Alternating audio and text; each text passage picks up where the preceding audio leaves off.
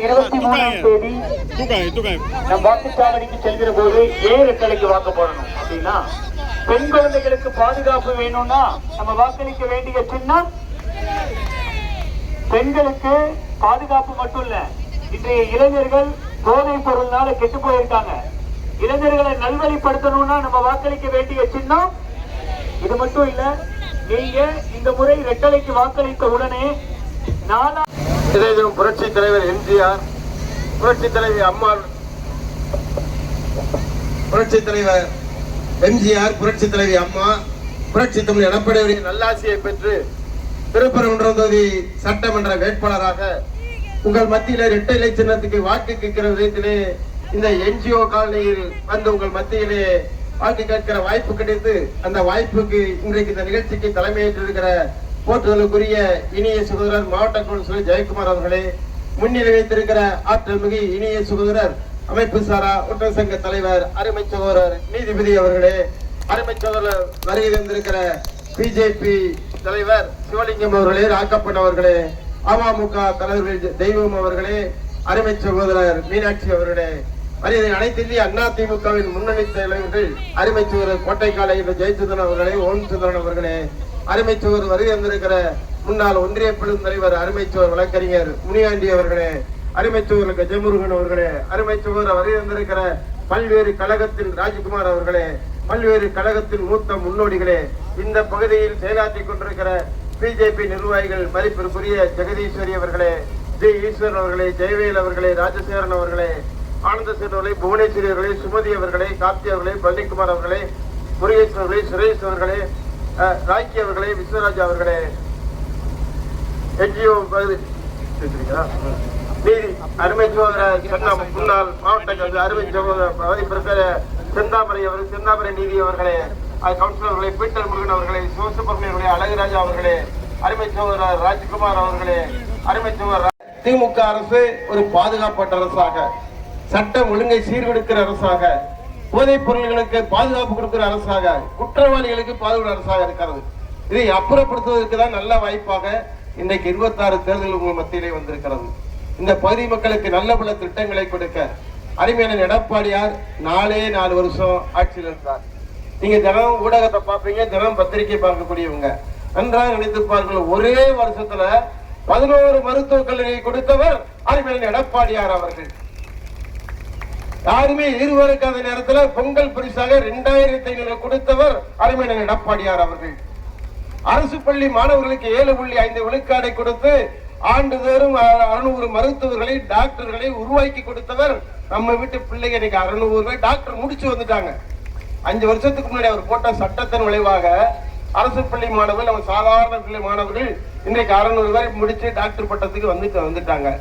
பல்வேறு திட்டங்கள், குடிமராமத்து திட்டம், இங்க இருக்கிற பல்கலைக்கழகத்துக்கு இருக்கிற பாலம் யார் போட்டது? அருமையான எடப்பாடியார் போட்டார். காலவாசல் அருகே இருந்து நம்ம ஊருக்கு நாவல்பட்டைக்கு வருகிறோமே, இந்த பாலம் யார் போட்டது? அருமையான எடப்பாடியார் போட்டது. அங்க வைகை கரையோர சாலையை நம்ம பார்த்துக்கிட்டு இருக்கிறோம். 304 கோடிக்கு எடப்பாடியார் போட்டார். இங்க இருக்க வட்டாட்சி நூலை யாரு கட்டினா? எடப்பாடியார் கட்டினாரு. இங்க இருக்க விராட்டிபத்து வட்டாட்சி நூலை யாரு கட்டினது? எடப்பாடியார் கட்டினாரு. எல்லா திட்டங்களையும் அங்க இருக்கிற எம்ஜிஆர் போல வைகை கரையிலே கடற்கிற எம்ஜிஆர் பலம் சரி, அம்மா பலம் சரி, இங்க இருக்கிற எடப்பாடியார் கட்டி முடித்தது.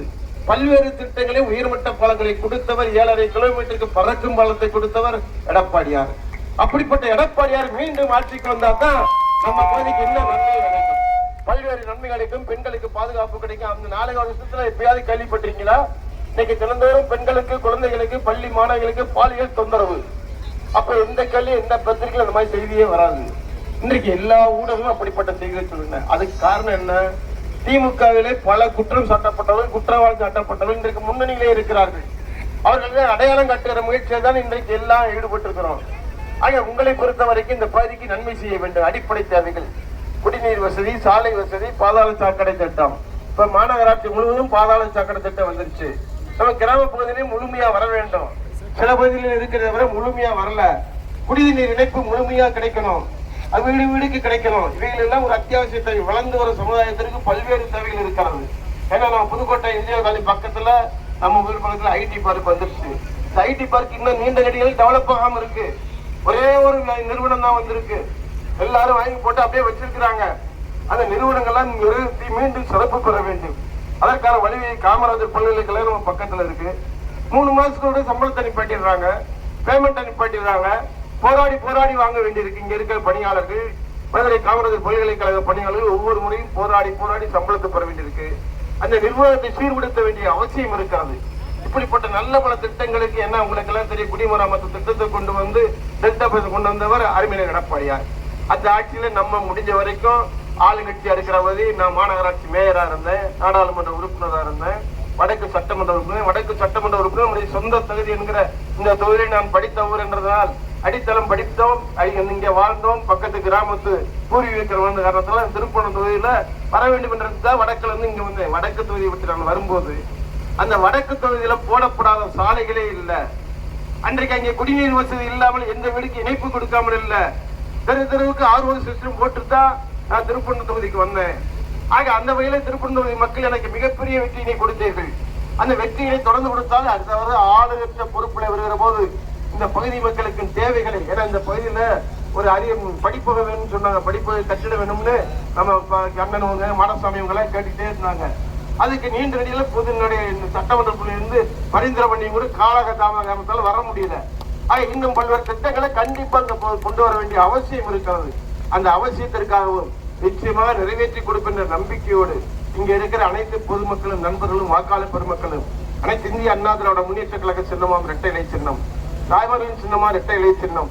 இன்னைக்கு இருந்த நிலம் என்ன? அரசு அதிகாரிகள் போராடிக்கிட்டு இருக்காங்க, காவல்துறையில் விரும்பி போயிருக்கிறாங்க, தூய்மை பணியாளர் போடிக்கிட்டு இருக்காங்க, சத்துணவு பணியாளர்கள். நாங்கள் மாவட்ட ஆட்சித்தலைவர்கிட்ட பெட்டிஷன் கொடுக்க போனா அங்க அவங்க உணவின்றி உட்கார்ந்து இருக்கிறாங்க. உணவு கொடுத்த சத்துணவு தாய்மார்கள் உணவின்றி உட்கார்ந்து இருக்கிறாங்க. இப்படிப்பட்ட அவலமான சூழ்நிலை இந்த அரசுல இருக்கு. கடந்த இருந்த நிலைமை வேற. கடந்த தேர்தலில் அரசு அதிகாரிகள் திமுக ஆதரிச்சாங்க, காவல்துறை திமுக ஆதரிச்சு, சத்துணவு அதிகாரிகள் திமுக ஆதரிச்சாங்க. இன்றைக்கு நிலைமை அப்படியே மாறிடுச்சு. எங்கு பார்த்தாலும் போராட்டம். ஆகவே அந்த போராட்டத்தின் விளைவாக அண்ணா திமுக மீண்டும் மக்கள் மனத்தில் இடம் பெற்று ஆட்சி பொறுப்புக்கு வரும். உங்களுக்கு எல்லாம் தெரியும், திமுக எந்த காலத்திலையும் 5 வருஷத்துக்கு மேல ஆட்சியில் இருந்தது இல்லை. அது கருணாநிதி காலமாக இருக்கட்டும், அதுக்கு தொடர்ந்து ஸ்டாலின் ஆட்சி காலமா இருக்கு, யாரா இருந்தாலும் 5 வருஷம் தான் அவங்களுக்கு ஆயுசு. 5 வருஷத்துக்கு மேல இருக்க வாய்ப்பு. ஏன்னா தப்பு மேல தப்பு செஞ்சுக்கிட்டே இருப்பாங்க. ஊழல் அரசு. ஒரு முறை சர்க்காரியா கமிஷனால அந்த ஆட்சி கலைக்கப்பட்டது. அன்றைக்கு ஊழல் திட்டத்துக்காக கலைக்கப்பட்டது. இன்னொரு முறை ராஜீவ்காந்தி சட்ட ஒழுங்கை கட்டி விட்டதுக்காக கலைக்கப்பட்டது. மீண்டும் அவங்க ஆட்சிக்கு வரவே முடியல. ஆனால் அண்ணா திமுக சில பேர் திமுக கேட்பாங்க, அண்ணா திமுக ஆட்சி தானே கலைஞ்சிச்சுன்னு. ஆமா கலைஞ்சிச்சு. எம்ஜிஆர் ஆட்சியை கலைச்சாங்க இந்திரா காந்தி அம்மா. ஆனா புரட்சித் தலைவர் எம்ஜிஆர் மேடைக்கு வந்து கேட்டாரு, என்ன தவறு செய்தே என்ன ஆட்சியை கலைக்க உன்னால கேட்க முடியுமா? அப்படி திமுக கேட்க முடியுமா? என்ன தவறு செய்தேன்னு கேட்டு பாருங்க, மக்களை அடிக்கிடுவாங்க. புரட்சித் தலைவர் எம்ஜிஆர் மீண்டும் ஆட்சிக்கு வந்தார். இதுதான் அண்ணா திமுக வரலாறு. அண்ணா திமுக தொடர்ந்து ஆட்சியில் இருக்கக்கூடிய அற்புதமான கட்சி, ரத்தத்தை சேரு கேள்வியை சின்னி வளர்ந்த கட்சி. ஆகவே இன்றைக்கு நல்ல கூட்டணியோட பிஜேபி கூட்டணியின் மதிப்பிற்குரிய மத்திய அரசோட இணக்கமான உணர்வு, அமமுகவோட இணக்கமான உணர்வு, இன்றைக்கு பல்வேறு தமாக பாட்டாளி மக்கள் அத்தனையும் வலிவான பொழிவான கூட்டணி அமைந்திருக்கிறது, இயற்கையாக அமைந்திருக்கிறது. அது அருமை தாய்மார்கள், நண்பர்களே, பெரியோர்களே, நீங்கள் எல்லாம் அளிக்க வேண்டிய சின்னம் இரட்டை இலை சின்னம். உங்களுக்காக பணியாற்ற காத்திருக்கிறேன். நிச்சயமாக உறுதியோடு, அன்போடு, ஆர்வத்தோடு நான் செயல்படுவேன். அதை நம்பி நீங்கள் அத்தனை பேர் எனக்கு வாக்களிக்க வேண்டும். இரட்டை இலை சின்னத்தில் வாக்களிக்கும் கேட்ட அன்போடு கூறி நன்றி கூறி விடைபெறுகிறேன். நன்றி, வணக்கம்.